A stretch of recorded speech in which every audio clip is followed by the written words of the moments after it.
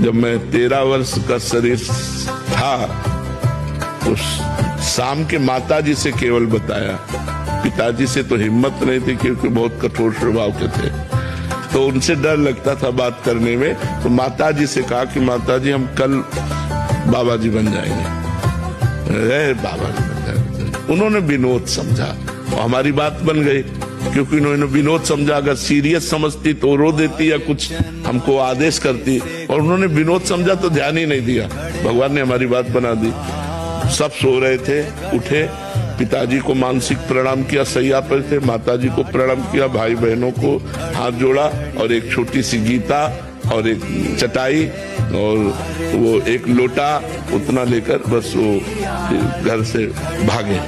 और 15 किलोमीटर चलने के बाद थक गए तो एक शंकर जी का मंदिर आता है नंदेश्वर, सरसौल ब्लॉक में नंदेश्वर महादेव, वहां जंगल में जाकर के रुके। अब जब 12 बजे भूख लगी, क्योंकि सुबह से कुछ न कुछ घर में मिल जाता था, अब सुबह तो मिला नहीं, चलते चले आए। अब दोपहर के 12 बज गए, भूख लगी, तो पहली बार हमारे मन में प्रश्न उठा कि कैसे जीवन निर्वाह होगा, जीवन निर्वाह कैसे होगा, कहाँ रहेंगे, कहाँ जाओगे। तुरंत हम कहा ये तो हमको परास्त कर देगा प्रश्न। तुरंत उनका भगवान जैसे रखेंगे, हम भूखों मर जाएंगे लेकिन घर नहीं जाएंगे, हर कष्ट सहेंगे। इतने में एक आदमी आ गया, उसने कहा बच्चा यहाँ एक सूर स्वामी रहते थे, जानते हो क्या? हम कहा हम यहाँ नए आए, हम जानते किसी को नहीं। तो कमंडल खोला और 1 लीटर दही होगा, मीठा दही होगा, तुम पी लो, अब हम वापस नहीं ले जाएंगे। उनके लिए लाए थे, वो है नहीं तो आप पी लो, वो संत कहीं चले गए होंगे।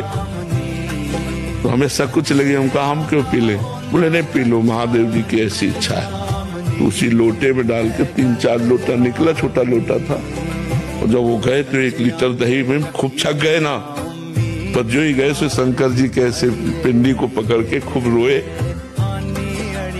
कि हमें विश्वास हो गया कि हमारे जीवन का आप पार करेंगे, आप स्वीकार करेंगे। बस वो दिन क्या दिन, कभी घर नहीं याद आया, कभी घर नहीं गए, कभी परिवार से एक रोटी नहीं खाई आज तक, अपने जन्मभूमि की एक रोटी आज तक नहीं खाई जब से घर से निकले। भगवान की कृपा से